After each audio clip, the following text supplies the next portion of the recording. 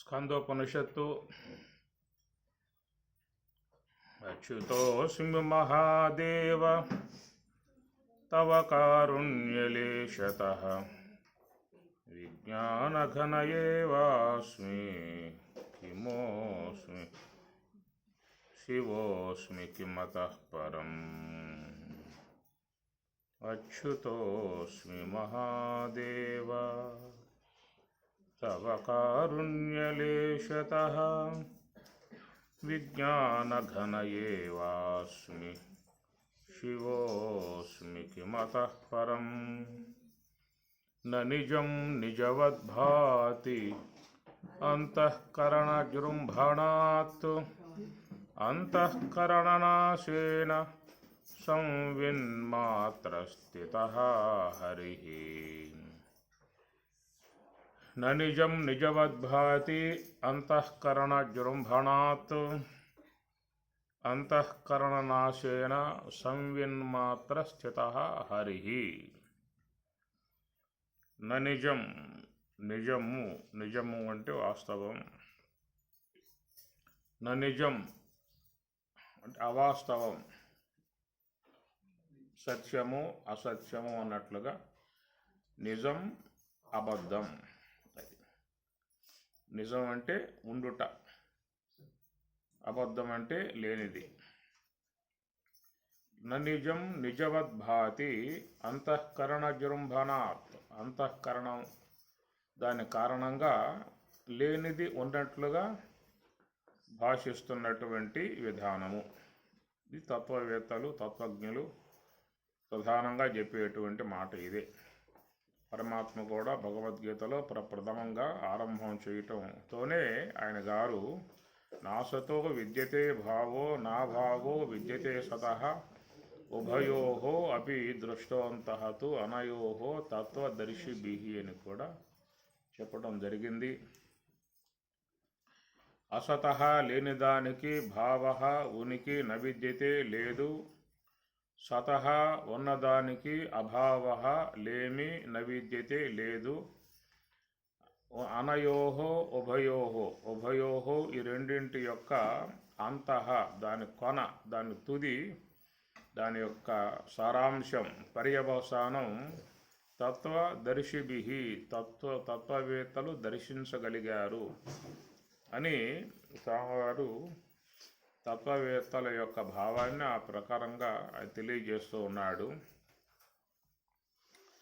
నాసతో విద్యతే భావో, అసతః లేనిదానికి భావః ఉనికి న విద్యతే లేదు, సతః ఉన్నదానికి అభావః లేమి న విద్యతే లేదు. ఉన్నదానికి లేమి లేదు, లేనిదానికి ఉనికి లేదు. ఉన్నది ఎప్పటికీ ఉన్నది, లేనిది ఎప్పటికీ లేదు. అర్థమైందా? ఉన్నది ఎప్పటికీ ఉన్నది, లేనిది ఎప్పటికీ లేదు. లేనిదేమిటి, ఉన్నదేమిటి?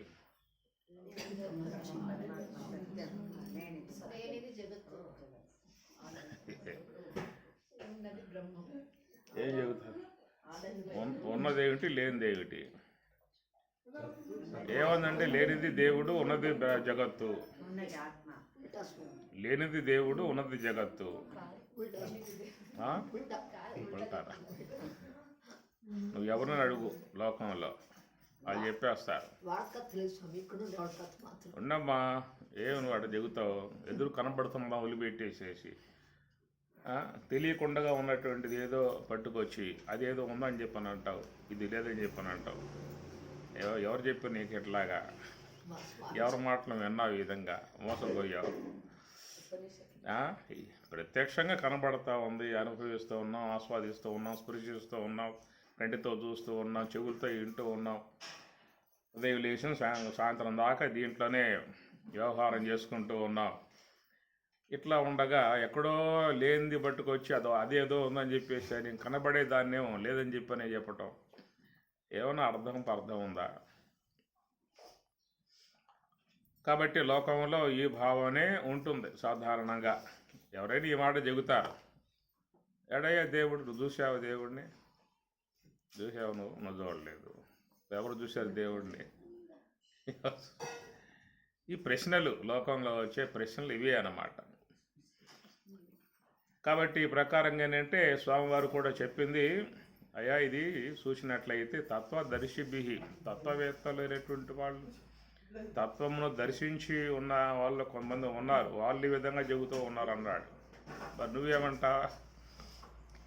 నువ్వు చెప్పాలి కదా అసలు, వాళ్ళపై ఎందుకు అయిటు నువ్వు ఎదురుగా, నువ్వు నాకు ఎదురుగా ఉన్నప్పుడు నువ్వు చెప్పే విషయం ఏమిటో. అది కాదులే అయ్యా, పెద్దలు ఉన్నారు, వాళ్ళ మాటను ప్రామాణికంగా చేసుకుందాము. తత్వదర్శిభి, తత్వవేత్తలు వాళ్ళు దర్శించినటువంటి విషయము కనుక, నాసతో విద్యతే భావో నా భావో విద్యతే సతః. కనుక ఉన్నది ఎప్పటికీ ఉన్నది, లేనిది ఎప్పటికీ లేదు అనేటువంటి యొక్క విషయము అక్కడ కూడా ఆయనగా చాలా మెలికి పెట్టాడు.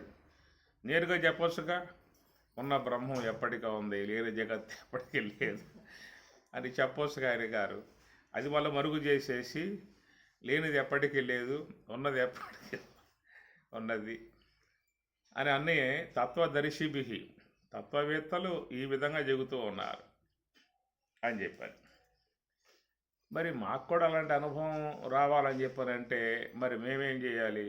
నువ్వు తత్వదర్శిభి, నువ్వు కూడా దర్శించగలిగితే నీకు ఆ భావం వచ్చే అవకాశం ఉంటుందనేటువంటి అర్థం. మాకెందుకు కలగలేదని చెప్పానంటే, మరి నువ్వు తత్వానుభవాన్ని పొందావా, తత్వస్వరూపం దర్శించావా? అంటే మేము చాలా కాలంగా వింటున్నామండి, అనేక మంది గురువులు మాకు చెబుతూ ఉన్నారు, గీతను మొత్తం ఆపోసనం పట్టేసేసాం, ఉపనిషత్తులు మొత్తం ఆపోసనం పట్టేసేసాం, బ్రహ్మసూత్రాలు మొత్తం అటు ఇటు మొత్తం తిరగేసేసాం, అన్నీ అయిపోయినాయి. ఇవైనా సరే తత్వం దర్శించిన విధానం ఉండాలిగా.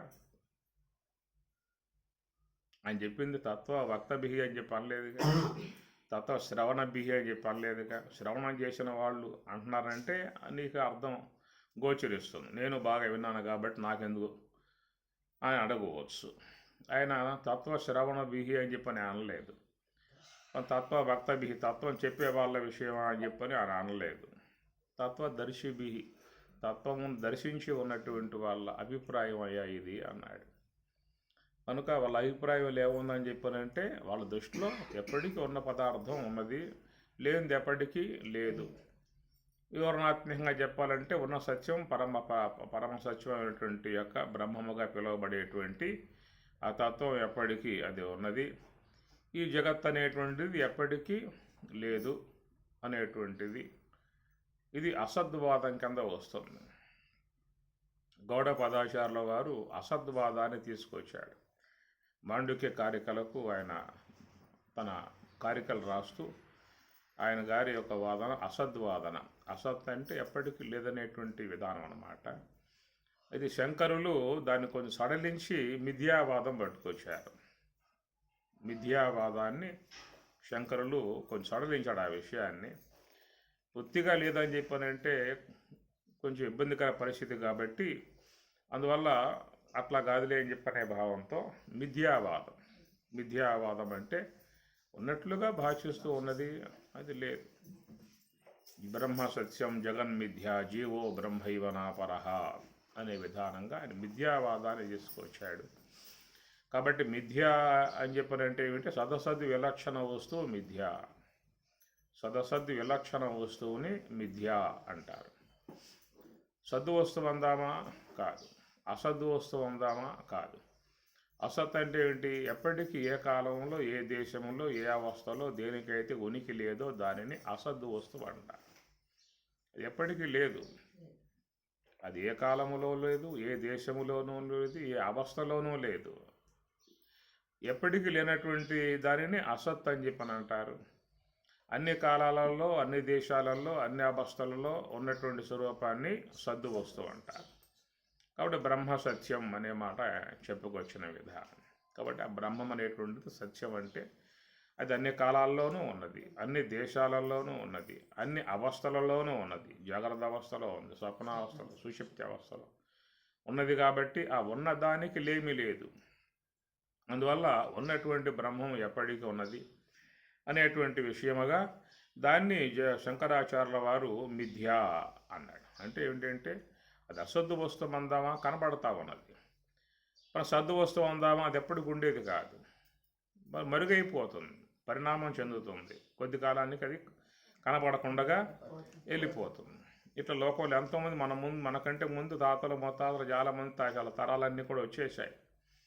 వారేరి ఎవరు లేరు. ఈనాటి కాలంలో మనం ఏదో కనపడతా ఉన్నటువంటి విధానాలు. ఇంకొక 50 ఏళ్ళు అయిందా అంటే ఈ ఉన్న రూపాయలు ఏవి కూడా కనపడవే. ఒక 50 ఏళ్ళు అయిందంటే దాదాపుగా ఈ 130 కోట్ల జనాభాలో 35 జనం అప్పటికే వెళ్ళిపోయి ఉంటారు. మళ్ళీ కొత్తవి వస్తూ ఉంటాయి. ఇట్లా పరిణామశీలముగా అన్నీ కూడా మరి అట్లా కనపడుతూ అదృశ్యమైపోయే విధానం ఉంది కాబట్టి దానిని మిథ్య అనే పదంతో వాడిన విధానము. కాబట్టి మిథ్య అనేటువంటిది ఈ ప్రకారంగా కనపడుతుంది, అది వాస్తవం కాదు, అది కాలాంతరంలో మరుగైపోతుంది అనేటువంటి యొక్క విధానము. ఇది పరమాత్మ భగవద్గీతలో కూడా ఈ మిథ్యావాదాన్ని చెప్పిన అంశం శ్లోకం ఒకటి ఉన్నది. అవ్యక్తాదీని భూతాని వ్యక్త మధ్యాని భారత అవ్యక్త నిధనాన్యేవ తత్రకా పరివేదన. ఎందుకు ఏడుస్తావురా నువ్వు? ఇంతకుముందు నువ్వు ఉన్నావా? ఈ మధ్యకాలంలో వచ్చావు, ఇట్లాగే ఉంటావా? కొద్దికాలం అయితే నువ్వు పోతావు. దీనికోసం ఎందుకు ఏడిచేది? ఏదో వచ్చాము, మనం వచ్చిన కార్యం ఏదో చూసుకోవాలి, చూసిన విధానంలో చేసుకోవాలి. ఏది భద్రతో, ఏది అభద్రతో, ఏది వాస్తవమో, ఏది అవాస్తవమో, ఏది పొందాలో, ఏది విడవాలో, ఈ విషయాలు కొంచెం అధ్యయనం చేసుకుంటే పొందవలసింది పొందుతాం, విడవలసింది విడిచి ఆనందంగా ఉండే అవకాశం ఏర్పడుతుంది. తత్రకా పరివేదన. పరివేదన చెంది ఏం చేస్తావు? ఆవేదన చెంది ఏం చేస్తావు? దీన్ని దేన్ని ఆపుతావు నువ్వు విశ్వంలో? ఏ పరిణామాన్ని ఆపుతావు? ఏం ఆపే అవకాశాలు లేదు, ప్రవాహంగా పోతూ ఉంది. గత్తు. అంటే పుట్టడము, గత్ అంటే పోవటం. అది ప్రవాహం, నదీ ప్రవాహంగా పోతూ ఉందన్నమాట. ఒక నదీ ప్రవాహం కూడా కనపడదు పోతున్నట్లుగా, కానీ అది పోతూ ఉంటుందన్నమాట, కనపడదు. అట్లా మన యొక్క ఈ జగత్తు యొక్క పరిణామం కూడా అది అనుక్షణం మారిపోతూ ఉన్నది. ఒక వ్యక్తి యొక్క మార్పును మనం పసిగట్టలేం. అదే ఆ వ్యక్తి కనుక మనకు దూరంగా ఇది అమెరికా పోయి 2-3 ఏళ్ళు ఉండి వస్తే అప్పుడు మన ఆ మార్పును గుర్తించే అవకాశం. అట్లా ఉన్నవారు అప్పుడు ఇట్లా అయిపోయారా అంటారు. అంటే ఆ మార్పు అనేది 2 సంవత్సరాలు జరిగినటువంటి మార్పుని మనం ఒకసారి చూసినప్పుడు ఆ మార్పు గుర్తించే అవకాశం ఉంటుంది. నిరంతరం కళ్ళ ముందే వాడు ఉంటే 2 ఏండ్లైనా 10 ఏండ్లైనా అది అట్లాగే గోచరిస్తుంది, కానీ ఆ మార్పు గుర్తించే విధానం ఉండదన్నమాట. ఇట్లా పరిణామశీలముగా జగత్ అనేది పోతూ ఉన్నది. ఒకప్పుడు లేదు, ఒకప్పుడు ఉన్నది, మరొకప్పుడు ఉండదు. జగత్తు యొక్క విధానం కనుక అవ్యక్తాదీని భూత అని వ్యక్త మధ్య అని భారత అవ్యక్త నిధనాన్ని చనిపోయాక ఏమి ఉండవేక. ఇవి మధ్యకాలంలో తోస్తూ ఉన్నవి. దాన్ని మన లక్ష్మణారులు కూడా తన యొక్క సంభాషణల్లో సదసద్ విలక్షణ వస్తువు మిథ్య అనే పదం ఒకటే ఆయన గారు వాడారు. సద్దు వస్తువు అందామంటే అది ఎప్పటికీ ఉండేది, అసద్దు వస్తువు అందామంటే అది ఎప్పటికీ లేనిది. దాని రెండింటికి యొక్క మధ్యలో గోచరించే దానిని మిథ్య అనే విధానముగా, అట్లా శంకరులు కూడా మిథ్యావాదాన్ని మనకి తెలియజేయటం జరిగింది. అయితే ఇక్కడ శ్లోకంలో మాత్రం అసద్భావం వస్తుంది. నాసతో విద్యతే భావో నా భావో విద్యతే సతః అని భగవద్గీత. ఇది 13వ శ్లోకం అనుకుంటాను. ఏమి నాసతో విద్య అసద్వాదం అన్నాడు, లేదు అన్నాడు. ఉన్నది ఎప్పటికీ ఉన్నది, లేనిది ఎప్పటికీ లేదన్నాడు. అందువల్ల ఇది కొంచెం తాత్విక దృక్పథంగా ఉన్నటువంటి వాళ్లకు సమగ్రంగా గోచరించే అవకాశం ఉంటుంది. మరి ఆ తత్వజ్ఞానం లేకుండా ఉన్నటువంటి వారు, సాధారణ స్థాయిలో ఉన్నటువంటి వారికి సులభంగా అర్థమయ్యేదిగా ఉండేది మిథ్యావాదం. ఈ మిథ్యావాదం అనేది ఎవరు కూడా దీనిని కొట్టేసే అవకాశాలు లేవు. ఏమిరా ఇంతకుముందు వాడు ఉన్నాడు లేడా? ఉన్నాడు. ఇప్పుడు ఉన్నాడా? లేడు. ఒకప్పుడు అసలు లేడు, మధ్యలో ఏదో కనబడినాళ్ళు కనబడ్డాడు, తర్వాత అసూలు భాష వెళ్ళిపోయాడు. ఇదిరా మిథ్య అంటే. ఒకప్పుడు లేదు, ఇది మధ్యకాలంలో తోసింది, తర్వాత కాలం లేదు అని అన్నప్పుడు అందరికీ కూడా ఆమోదయోగ్యంగా ఉంటుంది. అసలు లేదు అని చెప్పాను అనుకో, ఎట్లా కనబడతా ఉంటే లేదని చెప్పననే విధానం ఎట్లా కనపడుతున్నారు. లేవంటే ఒప్పుకుంటారా మీరు? ఏమన్నా ఏం స్వామి మమ్మల్ని లేవని చెప్పని అంటారా? అని చెప్పి అనరా మీరు? కొద్ది కాలం ఉంటామా, తర్వాత కాలంలో ఆయువు అయిపోతుంది, వెళ్ళిపోవటం అవుతుంది. ఆ పూట ఈ దేహం ఉండదు. 100 ఏళ్ళకు పూర్వం నీకు ఈ దేహం లేదు, ఇంకో 50 ఏళ్ళు అయితే ఈ దేహం నీకు ఉండదు, మధ్యలో మాత్రం ఉందని చెప్పి అన్నప్పుడు ఆమోదయోగ్యంగా ఉంటుందా ఉండదా? అది మిథ్యావాదానికి అసద్వాదానికి ఉన్నటువంటి కొంచెం తేడా అన్నమాట. అసలు చూస్తే అసద్వాదమే, కృష్ణుడు చెప్పిన విధానంగా అసద్వాదమే లేదు అని చెప్పేసి. కలలో దోషిన అర్థములు నిజములే, కలలో తోసిన అర్థములు నిజములే, కర్మాంతకాలంబునం కలుగునులే కలుగున్, కలలో దోషిన అర్థములు నిజములే. రాత్రి నిద్రపోయాంగా, మరి ఆ నిద్రలో ఎన్ని రకాలైనటువంటివన్నీ కూడా గోచరించాయి. అన్ని బంపర్ ప్రైజ్ వచ్చింది, ₹1,00,00,000 వచ్చినాయి. అక్కడ ఇంటికి వచ్చేసాయి, కుప్పలు కుప్పలుగా పడ్డాయి. మొత్తం తలుపులు వేసేసి లెక్క పెట్టుకుంటూ ఉన్నావు. ఇంతలో ఎవరన్నా ఆగంతుకులు, ఎవరన్నా దొంగలు గంతలు కట్టుకుని ఇంట్లోకి వచ్చేసి అక్కడిని బెదిరించి కత్తి చూపించి మొత్తం మూట కట్టుకుంటూ ఉన్నారు. ఏమంటావు ఇప్పుడు? వాళ్ళు మిథ్య, దోమ రావటం మిథ్య, మొత్తం మిథ్య అంటావు లేదా? అని వాళ్ళకి నువ్వే కాస్త మూట కట్టి పట్టుకుంటున్నానని చెప్పి అంటారు లేదా? మిథ్య కాదా? అవాస్తవం కాదా? అవునా కాదా? అక్కడ అంటారు లేదా? అక్కడ అనరా?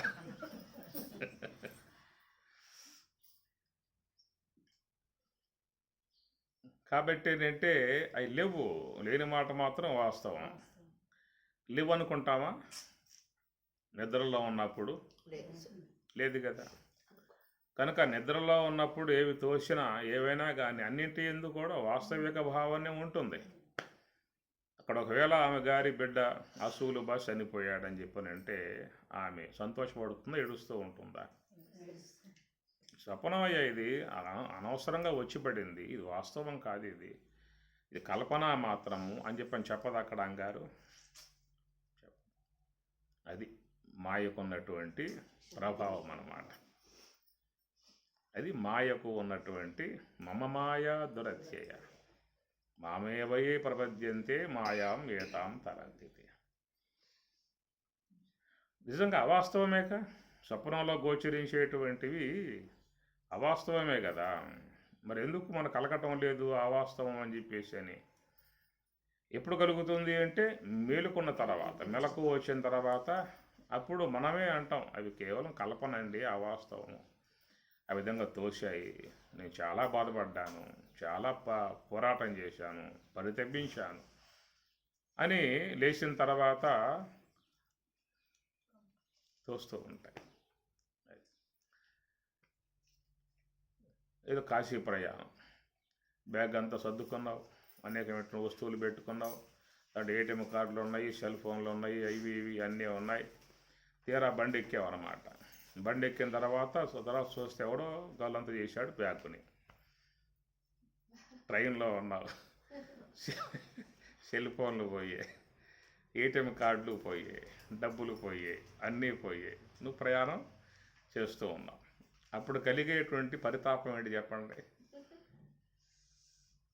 ఇప్పుడు వస్తుందా అలాంటి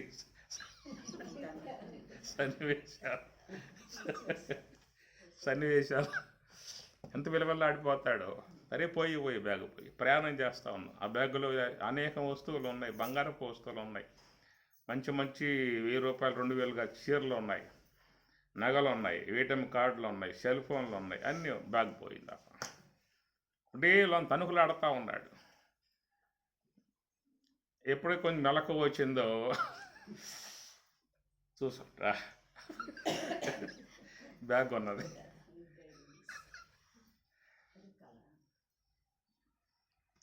ఇలాగా మనకి ఆ స్వప్నమే సాదృశ్యం, మనకి అసత్యం అనే దానికి స్వప్నమే సాదృశ్యముగా. కాబట్టి ఆ స్వప్నాన్ని మనకి వాళ్ళు చూపించి స్వప్న జాగరములు సమములు గుణశూన్యుడగు పరమునికి గుణాశ్రయమున భవ వినాశంబులు పాటిల్లినట్లుండు పట్టి చూచిన లేవు బాలులార స్వప్న జాగరములు సమములు అని స్వప్నాన్ని వాళ్ళు ఉదాహరణగా చూపించి జగద్విషయాన్ని వాళ్ళు చెప్తున్నట్టు స్వప్నం ఎంతో నీకు జాగ్రత్త కూడా ఏ కాబట్టి ఈ ప్రకారంగా చూసినట్లయితే మరి రెండు కూడా నామరూపాత్మకములే. రెండింటికి పేర్లు ఒకటి వ్యావహారికం అన్నాం, ఒకటి ప్రాతిభాషికం అన్నాం. అది అవిద్యా కల్పన మాత్రముగా తోసేటువంటి యొక్క అంశాన్నేమో ప్రాతిభాషికం అంటాం. మాయా సంబంధ దోషముతో తోసేటువంటి దానినేమో వ్యావహారికం అంటాం. ఈ వ్యావహారిక నామరూపాలు కానీ ప్రాతిభాషిక నామరూపాలు కానీ అనగా స్వప్నంలో గోచరించేటువంటి యొక్క ప్రాతిభాషిక నామరూపాలు కానీ జాగ్రత్త అవస్థలో గోచరించేటువంటి యొక్క ఈ నామరూపాత్మిక వ్యావహారిక వస్తువులు కానీ ఈ రెండు ఏమిటని చెప్పానంటే ఆ యొక్క మాయా అవిద్యల యొక్క కల్పనతో తోస్తున్నటువంటివి అనేటువంటిది. మాయా అవిద్యా ప్రభావాలతో గోచరిస్తున్నవి. అవిద్యా ప్రభావం అనేటువంటిది ఏంటంటే నిద్రా దోషము అన్నారు. నిద్రా దోషం ఉన్నటువంటి వానికి ప్రాతిభాషికం అనేది గోచరిస్తుంది. నిద్రా దోషం అంటే మనం నిద్రకు పోతాం కదా, ఆ నిద్ర అనేది అవిద్యా సంబంధ ప్రభావంతో వస్తుంది. మన లోపల అవిద్య ఉందగా, అజ్ఞానం అన్నాం, కారణదేహం అన్నాం, తమస్సు అన్నాం, మూల విద్య అన్నాం అనే పేర్లు పెడుతున్నాం. దాని ప్రభావంతో వచ్చేది సుషుప్తి అవస్థ, నిద్ర అనేటువంటి దాని ద్వారా వస్తుంది. కాబట్టి ఆ నిద్ర అనేటువంటి అవిద్య ప్రభావంతో ఏర్పడేటువంటి యొక్క నిద్ర అనేటువంటి మబ్బులో మనకు తోసేటువంటిది ఈ స్వప్న సంబంధమైన లోకాలన్నీ కూడా అక్కడ గోచరిస్తాయి. మళ్ళా కేవలం తమస్సులోకి వెళ్ళిపోయాం అనుకో, అది గాఢ సుషుప్తి, అక్కడే ఉండదు. ఇక గాఢ సుషుప్తికి పోతే అక్కడేం లేవు, జాగ్రత్త అవస్థ లేదు, స్వప్నము లేదు. ఇది గాఢ సుషుప్తిలో ఉన్న దానికి ఏమీ లేదు. అడిగాడు ఎలాంటి దేని గురించి కూడా అవకాశం లేదు. నువ్వు గాఢ సుషుప్తిలో ఉన్నప్పుడు ఏమన్నా మొత్తం పట్టుకుపోతూ ఉన్నా, ఇంట్లో అవన్నీ మొత్తం పట్టుకుపోతూ ఉన్నా, ఏం చేస్తున్నా, ఏం జరుగుతుంది, ఏం తెలుస్తుంది, లేదుగా. కాబట్టి ఆ గాఢ నిద్ర అనేటువంటి ఆ తమస్సులోకి పోతే ఏదీ లేదు. మళ్ళా ఆ గాఢమై ఉన్నటువంటి యొక్క నిద్రకు స్థానమై ఉన్నటువంటి యొక్క అవిద్య దాని ప్రభావం కొంచెంగా చూపించినప్పుడే దాని స్వప్న సంబంధమై ఉన్నటువంటి యొక్క భావన, భ్రాంతి భావన అనేది అక్కడ ఏర్పడుతుంది. దాని కారణంగా అక్కడ వాటి యొక్క ఆ నామరూపాత్మిక అంటే అక్కడ సంస్కారాలు ఉన్నాయి కాబట్టి మనస్సులో ఉన్నటువంటి యొక్క సంస్కారములు పుటకరించి అవి నామరూపాత్మకముగా ఉన్నటువంటి మరొక నిర్మాణాత్మక జగత్ అనేది అక్కడ ఏర్పడుతుంది. ఆ నిర్మాణాత్మక జగత్తులో అక్కడ మరి మన యొక్క జీవన విధానం అంతా కూడా నడుస్తుంది. కాబట్టి నిద్రా సమయంలో మన కల్పన సంబంధమై ఉన్న జగత్తులో అక్కడ మనం ఉంటున్నాం. జాగ్రత్త అవస్థలో ఈశ్వర కల్పన సంబంధమై ఉన్నటువంటి యొక్క జగత్తులో జాగ్రత్త అవస్థలో మనం ఉంటూ ఉన్నాం. నిద్రా సమయంలో మన యొక్క కల్పనా సంబంధమై ఉన్న జీవుడు కాబట్టి జీవుని సంబంధం ఉపాధి అవిద్య కాబట్టి అవిద్య ద్వారా ఏర్పడేటువంటి యొక్క నిద్రా సంబంధ దోషం, నిద్రా దోషం అది. ఆ నిద్రా దోషం ఉన్నప్పుడే నీకు ఆ జగత్తు చూసే అవకాశం ఉంటుంది. స్వప్న లోకాన్ని ఇప్పుడు చూస్తారా, జాగ్రత్త అవస్థలో ఉండి చూడాలంటే అడగబోవాల్సిందే అన్నమాట. ఆ క్షేత్రానికి, ఆ పుణ్యక్షేత్రానికి పోవాల్సి ఉంటుంది. కాబట్టి ఆ ప్రకారంగా మనకి నిద్రలో ఆ యొక్క మరి తోసేటువంటి యొక్క నామరూపాలు అనేటువంటివి మరి వాస్తవము కాదు అనేటువంటి విషయం మనకు తెలియాలని చెప్పానంటే మేలుకుంటే తప్ప తెలియబడదు. మేలుకుంటే తప్ప తెలియబడదు. ఒకవేళ లేదు అవసరం లేదండి, మేము ఈ పూట అయితే ప్రయత్నం చేస్తాము, ఈ పూట కూడా నిద్రపోతాం కాబట్టి స్వప్నావస్థ వస్తుంది కాబట్టి జాగ్రత్త జ్ఞాపకం పెట్టుకుంటాం స్వామి గారు. అది వచ్చినప్పుడు ఇది కేవలం కల్పన మాత్రంగా తోసింది, నిద్రా దోషం వల్ల తోసింది, అజ్ఞాన ప్రభావం వల్ల తోసింది, ఇవి కేవలం ప్రాతిభాష జగత్ అని చెప్పని అంటారు. స్వామి చెప్పారు కల్పన మాత్రము, మిథ్యా మాత్రము, ఇదంతా వాస్తవం కాదు అని ఈ పూట నిద్రపోయినప్పుడు అనుకుంటారా? అంటే ఇంతకాలంగా వినకపోవటం వల్ల ఏదో భ్రమలో ఉన్నారు కదా, ఈ పూట విన్నావుగా విషయాన్ని, విన్న తర్వాత లోనకు పోయావుగా, ఆడ నీకు ఆ జ్ఞానం ఉంటుందిగా, స్వామి చెప్పిన జ్ఞానం ఉంటుందిగా. కనుక ఈ పూట నిద్రలోకి పోయినప్పుడు ఆ జ్ఞానం స్మరణకు చేసుకుని స్వామి చెప్పారు కాబట్టి ఇది స్వప్నం, ఇది కల్పన, ఇది అవాస్తవం, ఇది మిథ్య, ఇక్కడ మనం ఎలాంటి బాధపడాల్సిన అవసరం లేదు, అట్లా తోస్తుంది పోతుంది అన్నటువంటి స్పృహతో ఉంటారు. ఈ పూట మీరేమన్నా ఎప్పుడైనా ఒకసారి కలగొచ్చు కదా స్వామి, ఎప్పుడైనా ఒకసారి కలగొచ్చు కదా స్వామి మిథ్య అనేసి. వస్తుందా? కళ్ళలో ఉన్నప్పుడు వస్తుందా మిథ్య అని?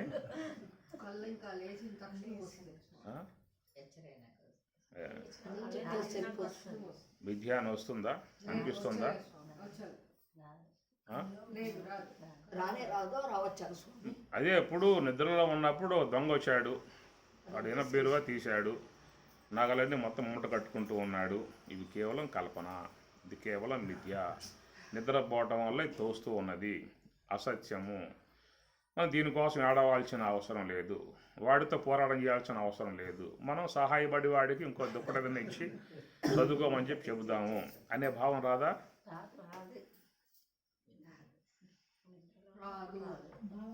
ఇప్పుడు విన్నావు కదా, ఇప్పుడు ఇంత వినకపోవటం వల్ల నీకు ఆ జ్ఞానం లేకపోవడం రాకపోవచ్చు. ఇప్పుడు విన్నావు కదా, ఈ జ్ఞానంతో మరి అక్కడ ఉండు అంటే నిద్రలోకి పోతే ఆ జ్ఞానం ఉండదు. అయితే ఇప్పుడున్న జ్ఞానం అక్కడ వస్తుందా రాదా? ట్రై చేయండి, ఇప్పుడు ట్రై చేయమని. నిద్ర వస్తుంది ఈ పూట వల్ల, నిద్రా దేవత వస్తుందిగా, ఆమె స్వప్నం అక్కడ గోచరిస్తుందిగా, తప్పనిసరిగా గోచరిస్తుందిగా. జాగ్రత్తగా ఉన్నప్పుడు అవి జాగ్రత్తగా ఉండాలి, రాబోతా ఉన్నది. స్వామి రావచ్చా రాకూడదా మీరు చెప్పండి స్వామి.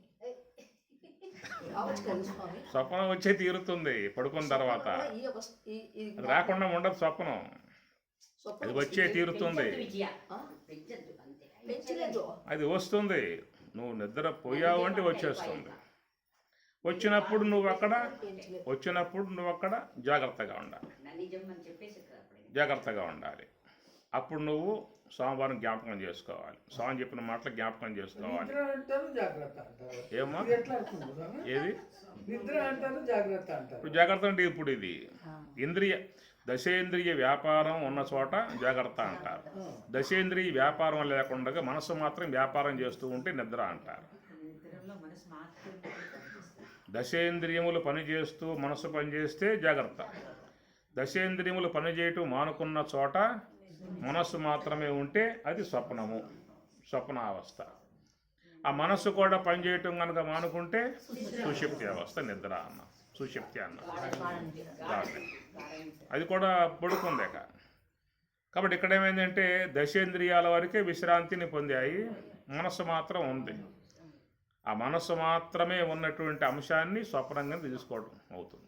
ఎందుకు స్వప్నం రావటం అంటే మనస్సులో సంస్కారాలు ఉన్నాయి, అంతఃకరణ విజృంభణం ఉన్నారు కదా. కాబట్టి ఆ ప్రకారంగా మనస్సులో ఉన్నటువంటి సంస్కారాలు పుటకరించి అక్కడ ఒక స్వప్నలోకం, అందమైన స్వప్నలోకం అనేటువంటి ఒకటి కల్పన చేస్తుందన్నమాట, నిర్మిస్తుంది. అక్కడ ఆడకపోయాక ఏమవుతుందని చెప్పంటే మనకి అక్కడ ఉన్నటువంటి వాస్తవం అనేటువంటి భావం ఒకటి వచ్చేస్తుంది ఎమ్మటే. ఎంత ఉపన్యాసం విన్నా, ఎంత స్కందోపనిషత్తు విన్నా, ఎంత భగవద్గీత 4వ అధ్యాయం విన్నా, సప్తాహం అయిపోయినా కానీ ఆడకపోయిన తర్వాత మొత్తం మళ్ళా ఉల్లక్కైపోతాయి. అది సత్యం అని చెప్పి అనే మాటకే వచ్చేస్తాం. నిజం నిజవద్భాతి, నిజవత్తు నిజం అనేటువంటి విధానంగా భాతి తెలియజేస్తుంది అన్నమాట. చూద్దామా, నిజం ఒప్పుకోట్ల మనం ఒప్పుకున్నాక, మరి ఒప్పుకున్నప్పుడు ఆడకపోయాక ఏమైంది? ఆడెందుకు మళ్ళీ వారి నిజం అని చెప్పానంటే ఇక్కడ ఒప్పుకుని ఆడకపోయాక ఉండాలిగా. అంటే నిజం ఒప్పుకున్నప్పుడు మా అవస్థ వేరుగా వస్తుంది కదా, అది జాగ్రత్త అవస్థ. అంటే జాగ్రత్త అవస్థలో ఒప్పుకున్నానండి, నేను ఒప్పుకుంది ఇక్కడ అక్కడ అవస్థ మారిపోయింది కదా. మనసుకి నిజమేమి తెలుసుకుంటే అదే నిజము అని గట్టిగా నమ్మితే అప్పుడు రావచ్చండి. అప్పుడు అంటే 10 సార్లు బాగా మననం చేయండి. ఇప్పుడు పగలంతా ఈ మననం చేసినటువంటి బలంతో మీకు అక్కడ కూడా వచ్చే అవకాశం ఉండొచ్చు. మీరు మననం చేయకపోవడం వల్లే నీకు ఆ విధంగా రాకపోవడం కారణం అవుతుంది. పగలంతా స్వప్నంలో తోసేవన్నీ అబద్ధము, స్వప్నంలో దోసేవన్నీ అబద్ధము, స్వప్నంలో గోచరించేవన్నీ అబద్ధం అని బాగా మననం చేయి. నిద్రపోయాక అప్పుడు నీకు అది దృఢంగా వచ్చే అవకాశం ఉంటుంది. సరే, ఈ పూట అదన్నా చేయండి కాస్త. కానీ నిజం నిజవద్భాతి. నువ్వు ఎంత అనుకున్నా అంతఃకరణ జృంభణం, దాని ప్రభావం చూపిస్తుంది. నువ్వు ఎంత విన్నా కానీ ఆ విన్నది ఇక్కడే ఆగిపోతుంది. చెప్పిన వాళ్ళు ఇక్కడే ఆగిపోతారు. ఆడపోయాక తన ప్రభావమే అక్కడ చూపుతుంది. అక్కడ సంతోషం కలగజేయవచ్చు, బాధ కలగజేయవచ్చు, వేదన కలగజేయవచ్చు, ఏదన్నా కలగజేయవచ్చు. మరి ఇంట్లో ఉన్నారు, అక్కడ ఇల్లు, వాకిలి, భార్య, బిడ్డలు, అక్కడ విశ్వం, చెట్లు, పుట్టలు, కార్లు, గీర్లు అన్నీ అక్కడ ఉంటాయి. విమానాలు ఉంటాయి, అన్నీ ఉంటాయి. అక్కడ ఉండవా? అన్నీ ఉంటాయి. ఇక్కడ చూసాం కదా, చూసి మొత్తం నన్ను పెట్టుకున్నావు. ఆడబల్ల నీకు మనస్సు అది మనస్సు చూపిస్తుంది. మనసులో వేసుకున్నాక కారు వేసుకున్నాం, విమానం వేసుకున్నాం, బంధువులు వేసుకున్నాం, ఇల్లు వేసుకున్నాం, వాకిళ్ళు వేసుకున్నాం. ఆడకపోతే కట్టుకోవడం కష్టం అని చెప్పి, కొనుక్కోవటం కష్టమని ఇక్కడే మొత్తం మనసులో నిశ్శబ్దం చేసుకున్నాము. ఆడకపోయాక అది నీకు మొత్తం మూట ఇప్పి తెరిచి చూపిస్తుంది. ఇదిగో విమానము, ఇదిగో రాకెట్టు, ఇదిగో ఇల్లు, ఇదిగో భార్య, బిడ్డలు, మొత్తం అదొక లోకాన్ని ఆ విధంగా అది ఒక అద్భుతమైనటువంటి అందమైనటువంటి ఒక లోకం నిర్మాణం చేస్తుంది. అది అక్కడ పోయిన తర్వాత మళ్ళా వానికి అబద్ధం అనే భావన కలగజేయదు. ఇక వాస్తవం అనేటువంటి భావనలోనే నిన్ను వ్యవహరింపజేసేదిగా ఉంటుందన్నమాట. అది అంతఃకరణ జృంభణం, దానికి ఉన్న ప్రభావం. మమ మాయా దురచ్చయ. కాబట్టి ఆ ప్రకారంగా మరి అక్కడ అంతఃకరణం నీకు చక్కగా వేరే లోకాన్ని అందముగా నిర్మాణం చేసి ఇచ్చింది. మంచి ఇల్లు, మంచి భవంతి, అంతస్తులు, దాంట్లో మార్బులు, గిరుబులు అన్నీ కూడా బంగారపు కొలాయిలతో కూడా నిర్మించి ఇస్తుంది నీకు. ఇట్లా ఉన్న సందర్భంలో ఆ ఇంట్లో ఎవరో మరి ఒకసారి ఆగంతుకులు వచ్చి ఇంట్లో ఉన్నటువంటి వారిని బాధించి పిల్లల్ని చంపేసి ధనమంతా దోసుకుని ఆ విధంగా వాళ్ళు వెళ్ళిపోయారు. మరి ఆ ఇంట్లో ఉన్నటువంటి ఆ యజమాని కానీ ఆమె కానీ బోర్ను విలపించే పరిస్థితి ఉంటుందిగా. ఆ విలపిస్తూ ఉంటే వాళ్ళ యొక్క ఆ దుఃఖం, ఆ బాధ, వాళ్ళ యొక్క వేదన బయట వాళ్ళకు కూడా వినపడతా ఉంది. కొంతమంది మహాభయానికి గురైతే పెద్దగా అరుస్తారు.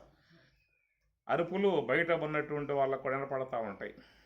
అంటే అప్పుడు ఏం అర్థం అవుతుంది వాళ్ళకి? ఏదో ఈ ఆపదలో ఉన్నారు లోపల అనేది అర్థం అవుతుంది కదా.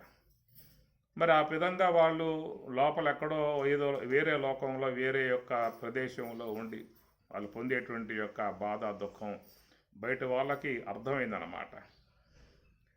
కాబట్టి వీళ్ళు ఏదో వాళ్ళు బాధలో ఉన్నారనేటువంటి భావనతో వాళ్ళని ఆ బాధల నుంచి, ఆ దుఃఖాల నుంచి బయటకు లాగాలనేటువంటి తలంపు కలుగుతుంది బయట ఉన్న వాళ్ళకి. అప్పుడు వీళ్ళు వాళ్ళని ఏం చేయాలి? లేపకూడదు. నిద్రపోయే వాళ్ళని లేపకూడదు. నిద్రపోతున్న వాళ్ళు లేపకూడదు. వాళ్ళు నిద్రాభంగం కాకుండానే వాళ్ళకి ఉన్నటువంటి భయము, దుఃఖం అన్నీ కూడా మనం పోగొట్టాలి. ఎట్లా పోగొట్టగలుగుతావో ఆలోచించండి. మెల్లగా లేపాలండి.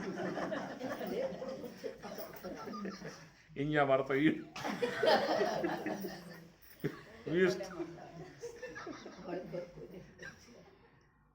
ఇంజా భర్తం ఈస్తూ నెమలి పెంచుతో కొంచెం చేస్తూ నిద్రాభంగం చేయకూడదు.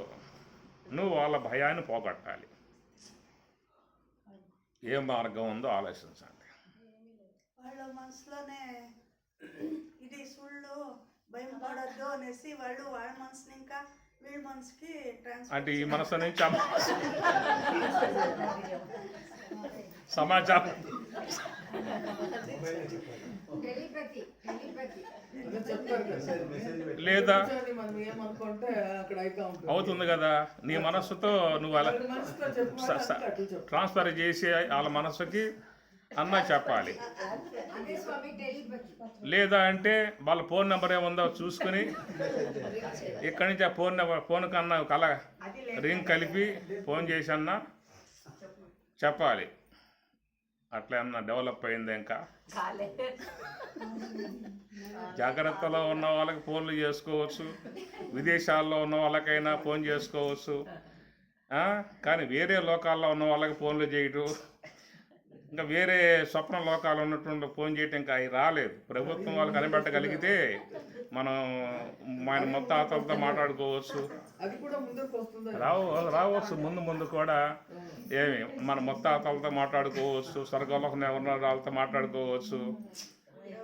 ఇప్పుడు మన తలకాయలో చిప్ పెడతా ఉన్నారు స్వామి ఆ టెక్నాలజీ వచ్చింది ఇప్పుడు. వచ్చిందా? ఏ కలలు కావాలంటే ఆ కలలు కనడానికి ఒక చిన్న బాక్స్ ఇస్తారు. మన తలకాయలో చిప్ పెడతారండి స్వామి. తలకాయలో చిప్ పెడితే ఎప్పుడు ఏం కావాలో అన్ని జ్ఞాపకం వస్తుంది. షిప్ పెడితేనా? తలకాయలో పెడితే అన్ని ఎందుకంటే ఈ పెద్ద గ్రంథం కూడా నువ్వు రాసే పనిలే, నీకేం కావాలని మనసులో ఇదే ఏముండో దాన్ని ఎట్లా చేస్తే అమెరికాలో చేస్తున్నారు అది వస్తుంది. అంటే మన బ్రెయిన్లో ఏవైతే ప్రింట్ అయ్యాయో ఆ ప్రింట్ని మనం తీసుకోవచ్చు అన్నమాట. ఏది కావాలంటే అది. ఆహా, అదే ముందరికి మనిషి చనిపోకుండాను కనిపెడతా ఉన్నారు. అంటే కాపీ చేసుకోవడం అన్నమాట. లోపల మొత్తం కాపీ చేసుకుని డిలీట్ చేసేయటం వాటిని. ఇప్పుడు కంప్యూటర్లో ఉన్నాయి, కాపీ చేసుకున్నాం తీసేయట్లా. అట్లాగా లోపల ఉన్నాయి మొత్తం కాపీ చేసి డిలీట్ కొట్టేసాం అనుకో, మొత్తం పోయాయి అన్నమాట. మళ్ళీ ఫ్రెష్గా ఎవరు కనబడితే భార్య కనబడుతుంది, ఎవరు రమ్మా నువ్వు అంటాడు. బిడ్డ కనబడతారు, ఎవర్రా మీరు అంటాడు. లోన పోయిందిగా నా బిడ్డ, నా భార్య, నా బంధువులు, నా ఇల్లు, నా వాకిలు, నా పొలాలు, నా బ్యాంక్ బ్యాలెన్స్లు మొత్తం పోయాయి కదా డిలీట్ చేయటంతో. మళ్ళీ కొత్తగా ఫ్రెష్గా నూతనంగా ఏర్పాటు చేసుకోవటం. డిలీట్ చేసేది రాలేదేమో, కాపీ చేసుకోవటం వచ్చింది. ఏమన్నా చేయొచ్చు. ఇంకా ఏమో కొత్త వస్తాయో. 2000 రూపాయలు స్వామి ఇది. అది 2000 రూపాయలు అంతే, కాపీ చేసుకోవచ్చు. ఏదైనా చేసుకోవచ్చు. నిజం, అబద్ధం కాదు. ఏదైనా చేసుకోవచ్చు, డిలీట్ చేయట్లేదు. ఏదైనా చేయొచ్చు. అదే డిలీట్ చేసి కంప్యూటర్లో ఎలా అయితే మీకు కావాల్సింది తీసుకుంటారో అలాగే డిలీట్ చేసి నుంచి స్వామి చెప్తాను. ఇప్పుడు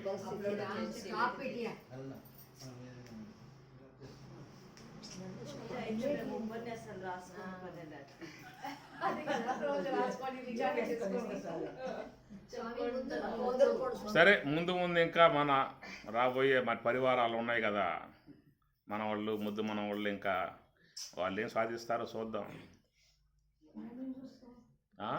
ఇప్పుడు చెప్పాడు స్వామి, స్వప్నంలో ఉండేది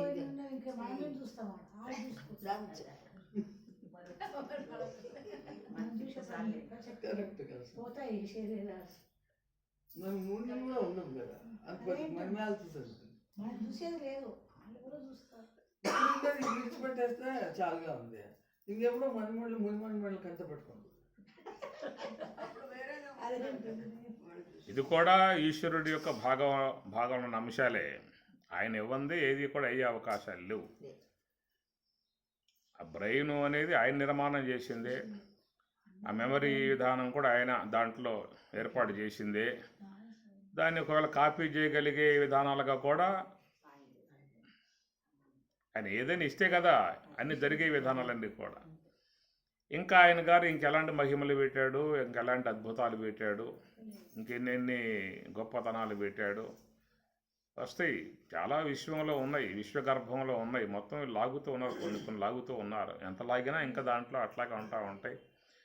సరే, ఏదేమైనా ఇక్కడ తాత్విక దృక్కోణంలో చూసినట్లయితే మరి ఆ ప్రకారంగా లోన ఉన్నటువంటి విధానంలో వాళ్ళు విలపిస్తూ ఉంటే, బాధపడుతూ ఉంటే, దుఃఖపడుతూ ఉన్నటువంటి విధానంగా ఉన్నప్పుడు వాళ్ళందరూ కూడా నిద్రాభంగం చేయటం తప్పనే విధానంగా వాళ్ళు ఎట్లా చేయాలనే విషయం మీద ఆలోచనలు చేస్తూ ఉంటే ఇంతలో ఒక మహాత్ముడు, సాధు మహాత్ముడు వచ్చి, ఎందుకురా మీరంతా ఈ విధంగా గుమికూడి ఉన్నారని చెప్పి అడిగితే, వాళ్ళు ఏదో లోపల ఇబ్బంది పడుతున్నారండి కుటుంబ వ్యవస్థలో, కాబట్టి రూపం చేస్తూ ఉన్నారు, నిద్రాభంగం చేయటం అది ఏదో తప్పని మాకు అనిపిస్తున్నది అనుకున్నాము అని చెప్పి అన్నప్పుడు ఆ సాధు మహాత్ముడు తన యొక్క యోగ మార్గం ఉండగా వాళ్ళున్న లోకంలోకి ఈయనగారు వెళ్ళి చెప్పాడు, ఎందుకమ్మ ఏడుస్తున్నారు మీరు, బిడ్డలో పోయారండి, ధనం పోయింది, దొంగల బడ్డరు మొత్తం దోసుకుపోయారు, చాలా బాధ అయిపోతుంది, ఏడుస్తున్నామా, మీరేమి ఏడవాల్సిన అవసరం లేదు, మీ సంపదలు,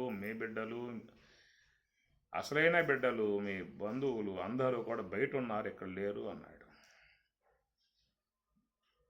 నీ ఆస్తులు కానీ, బ్యాంక్ బ్యాలెన్సులు కానీ, నీ ప్లాట్లు కానీ, మీ భూములు కానీ, బంధువులు కానీ మొత్తం బయట ఉన్నారమ్మా, ఇక్కడ లేరు, ఇదంతా అవాస్తవము, కల్పన అని అంటాడు.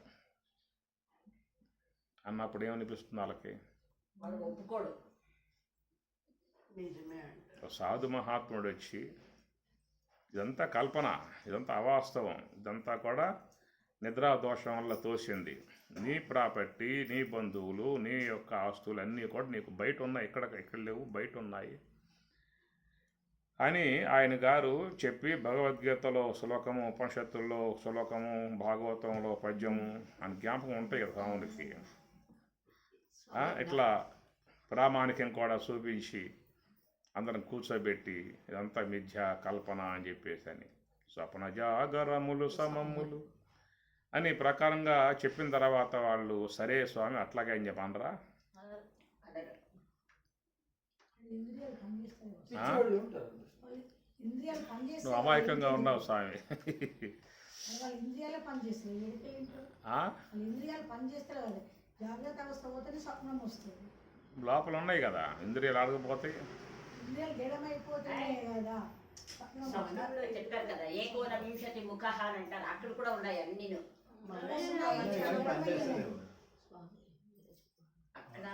ఇప్పుడు స్వప్నంలో చూస్తున్నావా? స్వప్నంలో చూస్తున్నావా? చూస్తున్నా. నేత్రం ఉన్నట్లేగా. స్వప్నంలో వింటున్నావా? చెవులు ఉన్నట్లేగా. స్వప్నంలో మాట్లాడుతున్నావా? అక్కడ అంతగా ఆగు. నువ్వు స్వప్నంలో చూస్తున్నావా లేదా, వింటున్నావా లేదా, మాట్లాడుతున్నావా లేదా, నడుస్తున్నావా లేదా, ఇతరులతో సంభాషిస్తున్నావా లేదా, బాధపడుతున్నావా లేదా, సంతోషిస్తున్నావా లేదా, ఉన్నాయిగా, క్రియలు ఉన్నాయిగా అక్కడ. అక్కడ జృంభనం లేదు స్వామి గారు, తక్కువ స్థాయిలో ఉన్నాయి. అంతకరణ జృంభణమే నీకు స్వప్నం. నిజం నిజవద్భాతి, నిజం కాదు కదా, నిజవద్భాతి. నీకు నిజమే అన్నట్లుగా తోపింపజేస్తుంది అక్కడ. ఒకవేళ సాధువు గారు పోయి అందరం కూర్చోబెట్టి భాగవత ప్రవచనం పెట్టి సప్తాహం చేసి ఇంత చేసినా ఏది దర్శనం పెట్టి పంపిస్తారే తప్ప ఇది వాస్తవం కాదని చెప్పనే మాట మాత్రం అనరు. ఏదో స్వాములు చెబుతారు అట్లాగే మనం వినాలి. అంత మిచ్చవుతుందా చెప్పినంత మాత్రంతో? లేరా పిల్లలు, లేరా ఇల్లు లేవా, వాకిలు లేవా, ఏమి లేవా, ఏంటి ఇదంతా కూడా? ఇది స్వాములు నమస్కారం చేసుకుందాం, మళ్ళీ చెప్పి నిందాం అంతవరకు. వెళ్ళిన తర్వాత మందే వాళ్ళదే. విన్నప్పుడు స్వాములు, అయిపోయిన తర్వాత అంతే చెప్పాలి స్వాములు. మనం నమస్కారం చేసుకుని దక్షిణ పెట్టుకోవాలి అంతవరకే. అంతఃకరణ జృంభణం అది ఎప్పుడు కూడా నిజం నిజవద్భాతి. నిజం అనేటువంటి విధానంగానే ఇది దాన్ని చూపించే ప్రభావం దాంట్లో ఆ విధంగా ఉంది కాబట్టి అంత ప్రగాఢంగా మనం బాగా దాంట్లో చేరుకుపోయి ఉన్నాం అన్నమాట. ఇప్పుడు ఎన్ని ఉపనిషత్తులు అధ్యయనం చేయాలా, ఎన్ని గీతా అధ్యాయాలు అధ్యయనం చేయాలా, ఎన్ని బ్రహ్మసూత్రాలు అధ్యయనం చేయాలా, ఎన్ని శాస్త్రాలు బాగా పోషణం పట్ల ఎన్ని చేయలేదు. కానీ ఏమంటాం, ఉంటాయి అంతే, మహాత్ములు ఆ విధంగా చెప్పాలి, ఆ ధర్మం. కానీ మాత్రం మందే. వీళ్ళు మిథ్య అని అనాల్సి వస్తే అయ్యా మా బార్డర్ మొత్తం గీసుకోండి చుట్టూ, ఇంతవరకు కాకుండా మిగతా అంతా మిథ్య అని చెప్పానంటే కావాలంటే నాకున్నవి నాయి ఏవైతే ఉన్నాయో అవి మాత్రం తప్ప మిగతా అన్నీ పిచ్చే. వాళ్ళ ఆస్తులు, వీళ్ళ ఆస్తులు, ఈ పక్కింటి ఆస్తులు అందరినీ పిచ్చే అనుకుంటావు లేదా? నిజం నిజవద్భావతి అంతఃకరణ జృంభణ.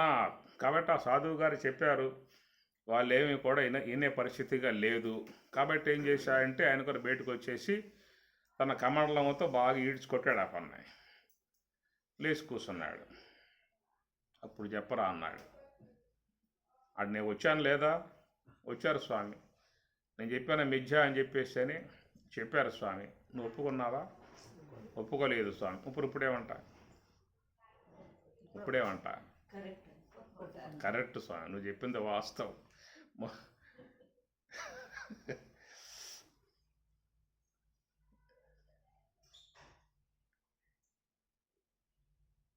అది మనకి గౌడపాదాచార్యుల వారు అజాతవాదాన్ని వినిపిస్తూ అని చెప్పాడు. అన్యదా గృహణత స్వప్నః నిద్రాతత్వం అజానతః విపర్యాసే తయోః క్షీణే తురీయం పదమశ్నుతే. అన్యదా గృహణత స్వప్నః నిద్రాతత్వం అజానతః. అజానతః, జానత అంటే తెలియటం, అజానతః తెలియకపోవటం, తత్వం తత్వదర్శిభి అని చెప్పాడు కదా. ఆ తత్వం తెలియకపోవటం వల్ల అన్యదా గృహణత స్వప్న నిద్రాతత్వం అజానత. ఏమిటయ్యా నిద్ర అనేటువంటి విషయం చూసినట్లయితే నీ యొక్క వాస్తవిక స్వరూప స్థితిలో నువ్వు లేకపోవటమే నిద్ర అనే మాట వాడాడు గౌడపాదాచార్యుల వారు.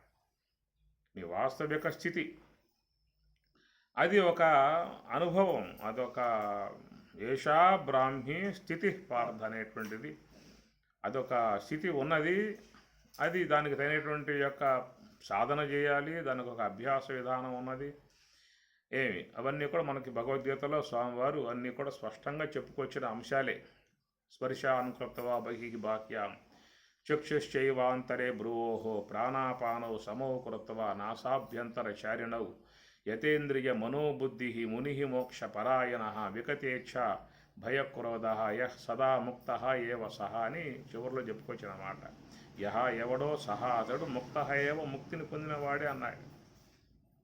కాబట్టి మోక్ష పరాయణ, మోక్షం పట్ల అపేక్ష నీకు ఉన్నట్లయితే అనే మాటకు వాడతాడు. మోక్ష పరాయణ, మోక్షం పట్ల నీకు అపేక్ష ఉన్నట్లయితే నువ్వు ఈ ప్రకారంగా నువ్వు దీన్ని పాటించాలి ఉంటుంది. ఏం పాటించాలి స్వామి? స్పర్శాన్ కృత్వా బహిః బాహ్యాం. ఏ స్పర్శలైతే ఉన్నాయో ఆ స్పర్శలను ఆ బాహ్యములో ఉన్న స్పర్శలను బయటే ఉంచు అనే మాట వాడతాడు. బహిః బాహ్యాం స్పర్శాన్. స్పర్శలంటే శబ్దం వచ్చి చెవిని తాగుతుంది, స్పర్శ వచ్చి దేహాన్ని తాగుతుంది, రసాలు వచ్చి నాలుకను తాగుతూ ఉన్నాయి, గంధాలు వచ్చి ముక్కును వచ్చి తాగుతూ ఉన్నాయి కదా. ఇట్లా స్పర్శలు అంటారు, విషయాలని స్పర్శలు అంటారు. స్పర్శాన్ కృత్వా బహిః బాహ్యాం, బయట ఉన్న వాటిని బయటే ఉంచు అని అన్నాడు. చక్షుశ్చైవాంతరే భ్రువోః, నీ యొక్క దృష్టిని భృగుటి మధ్యంలోకి మళ్లించు. ప్రాణాపానౌ సమౌ కృత్వా నాసాభ్యంతరచారిణౌ, నువ్వు చేయాల్సింది ఏమిటని చెప్పానంటే నాసా అభ్యంతర, నాసా అంటే ముక్కు, అభ్యంతర లోపల, లోన చారిణవు ఆ చరించేటువంటి ఏ ప్రాణాపాన వాయువులు అయితే ఉన్నాయో వాటిని సమవు కృత్వా. సమవు అంటే ఆ ప్రాణాపాన గమనములు లేకుండా నిర్ద్వంద్వ స్థితి అన్నమాట. అది రావాలి ముఖ్యంగా.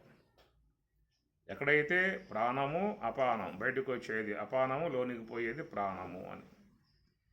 కాబట్టి ఈ విధంగా నిరంతరముగా ఈ ప్రాణాపానములుగా బయటకు లోపలికి వచ్చే విధానంగా సంచారం జరుగుతూ ఉన్నది.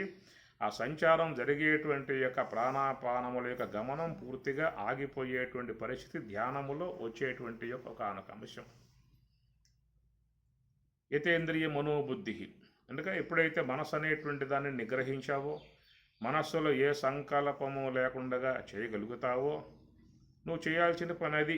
నువ్వు శ్వాస ఆపాల్సిన పని నీది కాదు, శ్వాస ఆపాల్సిన పని నీది కాదు, మనస్సును ఆపాల్సిన పని నీది. తత్రైకాగ్రం మనఃకృత్వా అన్నాడు. కనుక మనసు అనేది నీ యొక్క పరిధిలో ఉన్నది, శ్వాస అనేది ఈశ్వర పరిధిలో ఉన్నది. శ్వాస నీకు అప్పచెప్పాలి ఆయన గారేమి, అది ఆయన పరిధిలో పెట్టుకున్నాడు. నీకు అప్పచెబితే ప్రమాదంలో పడతావు నువ్వు. కనుక ఆయన పరిధిలో ఉంది శ్వాస. కాబట్టి ఇది నిరంతరంగా నువ్వు జాగ్రత్తలో ఉన్నా, స్వప్నంలో ఉన్నా, నిద్రలో ఉన్నా, మెలకువతో ఉన్నా, ఏమరపాటులో ఉన్నా, జ్ఞప్తిలో ఉన్నా నీకు సంబంధం లేదు, ఆడుతూనే ఉంటుంది. ఆడేటువంటి యొక్క శ్వాసకు ఆ ముఖ్య కారకుడు ఈశ్వరుడు అనే అధ్యయనంలో ఉందన్నమాట.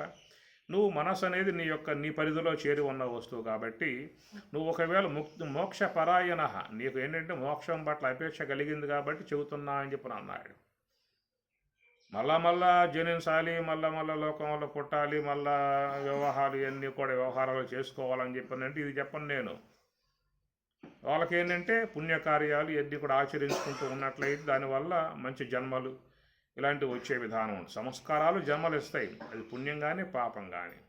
పుణ్య పాపాలు మిశ్రమై ఉంటే మానవ జన్మ అన్నారు, పుణ్యం బాగా విశేషముగా ఉంటే ఉత్తమ జన్మ అన్నారు, పాపాలు బాగా విశేషంగా ఉంటే హీన జన్మలు, పశుపక్షి జన్మలుగా చెప్పుకొచ్చేటువంటి యొక్క అంశములు. అందుచేత ఇక్కడ ఆ సందర్భం ఇక్కడ తీసుకురాల. ఇక్కడ కేవలం మోక్షపరాయణ, మోక్షం పట్ల అపేక్ష ఉన్నటువంటి వాళ్ళ విషయంలో మాత్రమే స్వామి గారు మాట్లాడుతున్నటువంటి అంశం అన్నమాట. కాబట్టి ఏం చేయాలంటే ఇక్కడ మరి ఆ యొక్క ప్రాణాపానువు సమకృత్వ నాసాభ్యంతర చారిణవు అని చెప్పి అన్నప్పుడు ఈ యొక్క నాసా ముక్కు యందు సంచరించేటువంటి ఏ యొక్క శ్వాస ఉన్నదో ఆ శ్వాస యొక్క సంచార విధానం అంతా కూడా ఈశ్వరుని యొక్క అధ్యయనములో చేరి ఉన్న చట్టం అది. అది కేంద్ర పాలిత చట్టం, అది రాష్ట్ర పాలితం కాదు. కాబట్టి జీవుడి యొక్క పరిధిలో ఉన్నది ఏంటంటే మనస్సు అన్నమాట. ఆ మనస్సు అనే దాన్ని వీడు అనేక రకాలుగా వాడుకుంటూ ఉన్నాడు.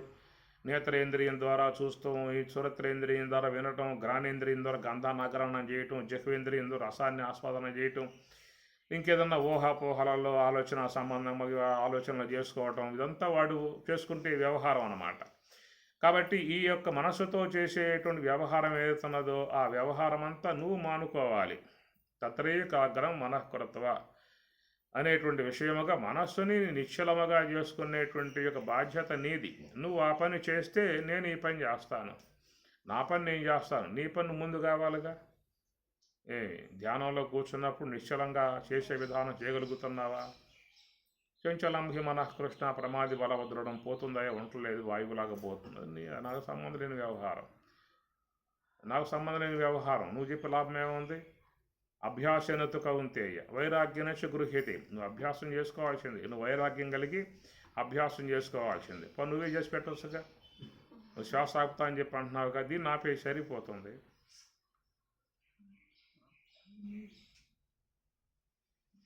అట్లా ఉంటే ఇక అందరూ ఆయనకి అప్పచెప్పేస్తారు. అది నీ ఇష్టం, నీ పరిధిలో చేరి ఉంది. నీకు కావాలంటే నువ్వు చేసుకోవచ్చు. ఎందుకంటే లోకంలో మరి ఎంతమందికి ఉంటుంది మోక్షం పొందాలని చెప్పి, బ్రహ్మైక్యం పొందాలని చెప్పి కొద్ది మందికే ఉంటుంది, చాలామందికే ఉంటుంది. మళ్ళా విశ్వంలోకి రావాలనే అపేక్షలు ఉన్నాయి కాబట్టి అందువల్ల ఆయన దాన్ని వహించేసే విధానం కాదు. నువ్వు కావాలనుకుంటే నువ్వు దాన్ని చేసుకోవాల్సి ఉంటుంది. ఏం చేయాలంటే మనస్సుని నీ యొక్క అధీనంలోకి నువ్వు తెచ్చుకోవాలి. మనసా అచలేనా, మనస్సును అచలంగా చేసే విధానం నువ్వు చేయగలిగితే దానివల్ల నా పని విధానం ఒకటి ఉన్నది. ఎందుకంటే ఇక్కడ మనస్సు అనేది ఆగాలి, శ్వాస అనేది ఆగాలి. ఈ రెండు ఆగితేనే నీకు స్వరూప స్థితి అనేటువంటి విషయం నీకు భగవద్గీతలో ఉపనిషత్తుల్లో వస్తున్న విషయం. స్వరూప స్థితి అనేటువంటిది ఏంటంటే ఇక్కడ మనస్సు మాత్రమే ఆగితే ఏం చెప్పని కాదు, మనస్సు ఆగాలి, శ్వాస ఆగాలి. రెండింటి యొక్క ఆగటం వల్లే స్వరూప స్థితి, అదే యోగ సమాధిగా చెప్పేటువంటి మాట. కేవలం మనస్సు మాత్రమే ఆగితే రాదా అండి? మనస్సు మాత్రమే ఆగితే యోగ సమాధి అంటే సుషుప్తి కూడా యోగ సమాధిగా. సుషుప్తిలో మనస్సు పూర్తిగా ఆగిపోయిందిగా. కాబట్టి మనస్సు మాత్రమే ఆగితే దానివల్ల ప్రాప్తించే అంశం ఉన్నది ఒకటి ఆల్రెడీ.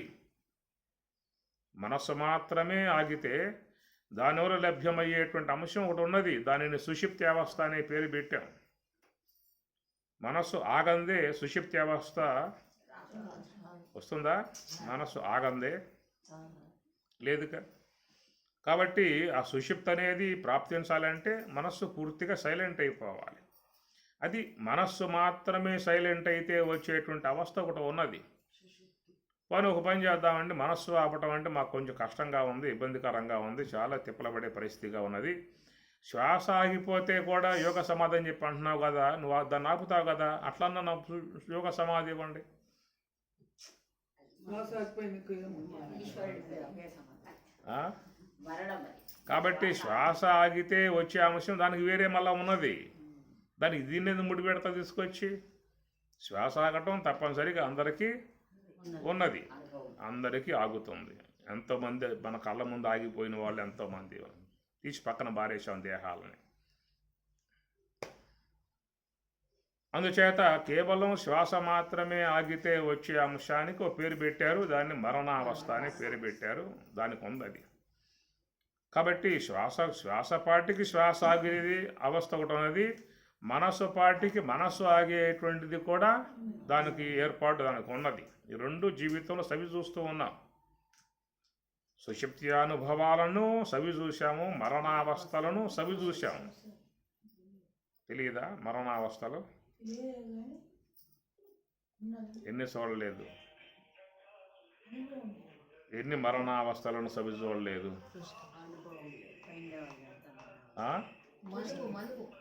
మరణావస్థ, ఎన్ని జన్మలు మరణావస్థలు,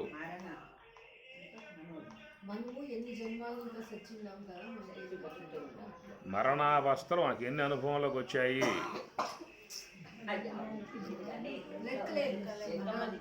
ఏమన్నా గుర్తుందా? కానీ రాలేదా? వచ్చినాయి కానీ గుర్తు లేదు. అనుభవంలోకి వచ్చాయి, గుర్తు లేదు. సరే, ఓ పని చేయి, ఇంతకుముందు ఆ విషయం మీద పరిశీలన చేసిన విధానం లేదు కాబట్టి గుర్తు లేకపోవచ్చు. మరి రేపు ఒకటి రెడీగా ఉంది ఒకటి, అప్పుడన్నా చూడు. మరి ఆ అనుభవాన్ని గుర్తుపెట్టుకో.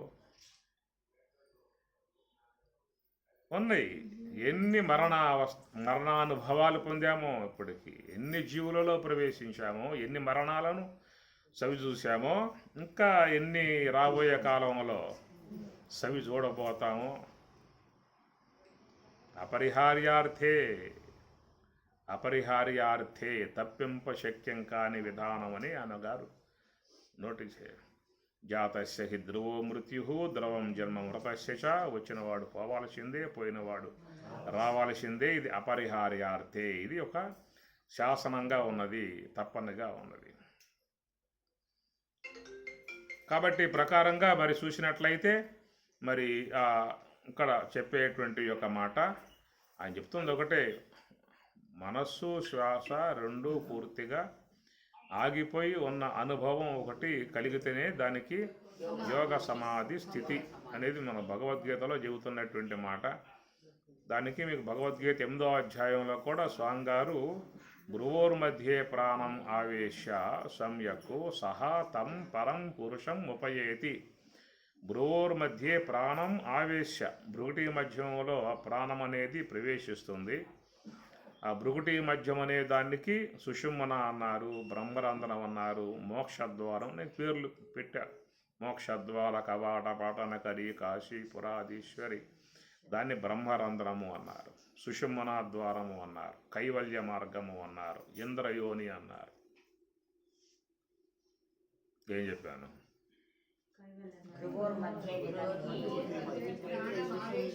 మోక్షద్వారము, బ్రహ్మరంధ్రము, ఇంద్రయోని, శృంగాటకము, ఇవన్నీ పేర్లు ఉంది. అమ్మా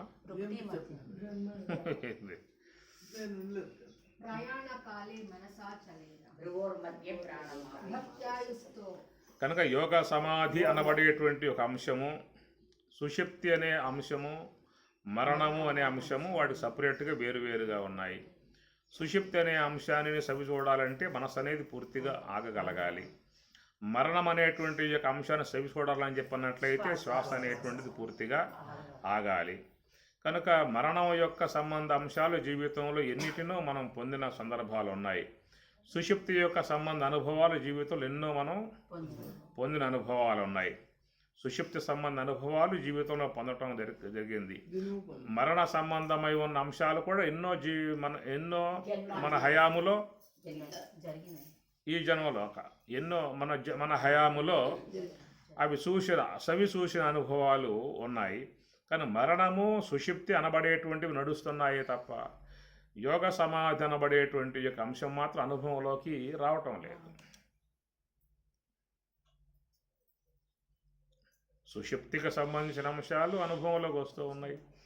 మరణం యొక్క సంబంధమై ఉన్న అనుభవాలు అనుభవంలోకి వస్తూ ఉన్నాయి. శ్వాస ఆగినప్పుడల్లా మరణ సంబంధ అనుభవాలు వస్తూ ఉన్నాయి.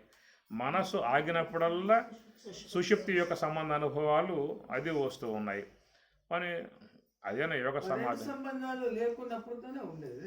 రెండు ఉన్నప్పుడు ఏముంటుంది? ఏమ్మా సుషుప్తి సంబంధము, ఈ సంబంధము, స్వప్న సంబంధము రెండు ఉన్నప్పుడే కదా అజ్ఞానం మూసుకొని దీనికి ఏం ఇవే కదా జ్ఞాపకం వచ్చింది, వేరే ఏం వస్తుంది? ఇక్కడ మోక్ష పరాయణ ముని మోక్ష. విడిచిపెట్టినప్పుడు సుషుప్తి అక్కడ పాయింట్ ఏంటంటే మోక్షం అనేటువంటి యొక్క అంశం కూడా మాట్లాడుతున్న అంశము. మోక్షము అంటే బ్రాహ్మీ స్థితి, దాన్ని యోగ సమాధి అనే పదం. సమాధౌ న విధీయతే అన్నాడు కదా కర్మగీతలో. కామాత్మాన స్వర్గపర జన్మ కర్మ ఫలప్రదాం క్రియా విశేష బహుళాం భోగైశ్వర్య గతిం ప్రతి భోగైశ్వర్య ప్రసక్తానాం తయా అపహృత చేతసాం వ్యవసాయాత్మిక బుద్ధి సమాధౌ న విధీయతే. సమాధి వల్ల కలిగే అవకాశం లేదు. కనుక సమాధి అనే పదం ఒకటి మన శాస్త్రాలలో చెప్పడం జరుగుతూ ఉన్నది. ఆ సమాధి యొక్క సంబంధ పదం ఎన్నటువంటి వాడు అర్జునుడు దాని గురించి ప్రశ్న వేశాడు. స్థితప్రజ్ఞస్య కా భాష సమాధిస్తస్య కేశవ స్థితదీహి కిం ప్రభాషేత కిం ఆశీత వ్రజేత కిం. ఈ పదం వాడిది కాదు, పరమాత్మ అందించాడు ఆ పదాన్ని. సమాధి వాడు పొందే అవకాశం లేదయ్యా అని చెప్పనే మాట వాడినప్పుడు అప్పుడు ఇటు బుర్రలో పడింది సమాధి అనే పదము. నువ్వు సమాధి ఎట్లా పొందే కాలేదు అని చెప్పినాడంటే యుద్ధ సమయంలో సమాధి పొందే కాదు ఆ టైంకి చెప్పినాడు విద్య అర్జునుడికి. ఏంటి యుద్ధం జరుగుతా ఉన్నప్పుడు కదా భగవద్గీత బోధించేది. అది యుద్ధం సమయంలో నువ్వు ఆ స్థితిని పొందే అయ్యలేదు అని చెప్పి కృష్ణుడు అర్జునుడు చెప్పిండేవాడు మాట్లాడే. కామాత్మానః స్వర్గపర జన్మ కర్మ ఫలప్రదాం క్రియా విశేష బహుళాం భోగైశ్వర్య గతిం ప్రతి భోగైశ్వర్య ప్రసక్తానాం. అంటే భోగముల యందు అపేక్ష, స్వర్గాదుల సుఖాదుల యందు అపేక్ష, మళ్ళా జన్మించాలనేటువంటి యొక్క భావాలు ఉన్నటువంటి అలాంటి క్రియలు చేసే వాళ్ళకి, యజ్ఞయాగాదులు చేసే వాళ్ళకి, ఈ యొక్క కామ్య సంబంధమై ఉన్నటువంటి యొక్క వీటిలలో ఉన్నటువంటి వానికి యోగ సమాధి వచ్చే అవకాశం లేదయ్యా అనే సందర్భం అది. ఎందుకంటే వాళ్ళ అపేక్షలు వేరుగా ఉన్నాయి. స్వర్గపర జన్మ కర్మ ఫలప్రదం, ఇంకా ఉత్తమ జన్మలు ఎత్తాలి, ఉత్తమ లోకాలకు పోవాలి, దివ్య భోగాలు పొందాలి అన్న అపేక్షతో ఉన్నటువంటి వారు తత్సంబంధ కర్మలు ఆచరిస్తూ ఉంటారు. అలాగా ఉన్నటువంటి వారు యోగ సమాధి యొక్క అంశాన్ని వాళ్ళు సవు చూసే అవకాశం లేదనేటువంటి మాట అక్కడ సందర్భంలో వాడాడు ఆయన గారు. ఆ వాడిన అంశాన్ని అర్జునుడు పట్టుకొని నువ్వు సమాధి అనే పదం వాడావు కదా, ఆ సమాధి అంటే ఎట్లా ఉంటుంది, ఏ విధంగా ఉంటుందో, అది పొందినవాడు ఏ విధంగా మాట్లాడతాడు, ఎట్లా వ్యవహరిస్తాడు, ఆ సమాధి యొక్క స్థితి ఏమిటి అన్నటువంటి కోణంలో ఆయన ప్రశ్న వేయటం జరుగుతుంది. ఆ ప్రశ్నకు అనుగుణ్యముగా మళ్ళా సబ్జెక్టు ఆ రూపకంగా మళ్ళా ప్రయాణం అయిపోతుందన్నమాట.